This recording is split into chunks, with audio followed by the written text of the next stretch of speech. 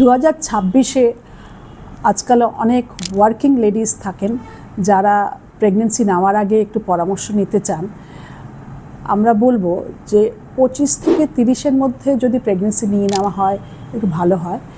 যদি তার মধ্যে তার কেরিয়ার এবং চাকরি ইত্যাদি সব চলতে থাকলেও প্রেগনেন্সিটা এই সময় নিলে বায়োলজিক্যালি ভালো প্রেগনেন্সি পাওয়ার আশা করা যেতে পারে। এবং নেওয়ার আগে কিছু টেস্ট একটু অবশ্যই করা দরকার, যেমন ধরুন blood group, thalassaemia screening. HPLC মেথডে একটা থ্যালাসেমিয়া স্ক্রিনিং টেস্ট হয়। এটা একটা জেনেটিক প্রবলেম ব্লাডের।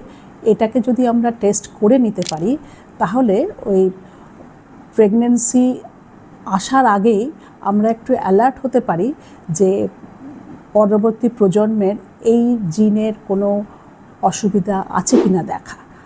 তারপরে সুগার টেস্ট, থাইরয়েড টেস্ট এবং একটা সার্বিক হেলথ মেনটেন করার জন্য আমাদের আবেদন থাকবে।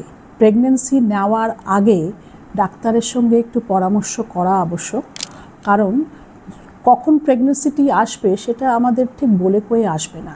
অতএব আগে থেকে একটু সতর্ক থাকা যে কোনো অ্যান্টিবায়োটিক বা কোনো ওষুধ, এমন কোনো ডাক্তারের কাছে হয়তো গেলেন অন্য কোনো অসুবিধার জন্যে, সেই সময় কোনো ওষুধ ইনঅ্যাডভার্টেন্টলি খাওয়া হয়ে গেল, সেটা কিন্তু প্রেগনেন্সির জন্য ক্ষতিকারক হতে পারে।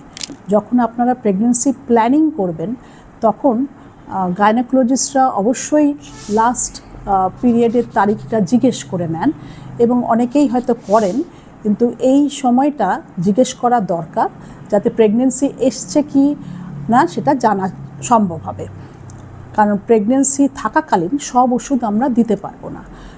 এইটুকু বলতে চাইছি যে মোটামুটি একটা হিমোগ্লোবিন টেস্ট, একটা blood group, thalassaemia screening, thyroid test, sugar test, এগুলো একটু বেসলাইন টেস্ট একটু করে নিয়ে তারপরে প্রেগনেন্সির জন্য প্ল্যানিং করুন।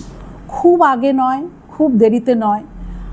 আর যারা একটু বডি ওয়েট হয়তো একটু বেশি, সেটাকে একটু কমিয়ে নিয়ে করা, বা কোলেস্ট্রল ইত্যাদি লিপিড প্রোফাইল যদি রেঞ্জ থাকে এগুলোকে একটু কন্ট্রোল করে প্রেগনেন্সি নিলে তার আউটকামটা ভালো হওয়ার সম্ভাবনা। তো আজকে এই অবধিই থাক। আমরা আবারও হয়তো দেখা করব যে এই সম্বন্ধে আলোচনাটা যদি আরও কিছু দরকার লাগে, আপনাদের মনে প্রশ্ন জাগে, সেগুলোও আলোচনা করা যেতে পারে। নমস্কার।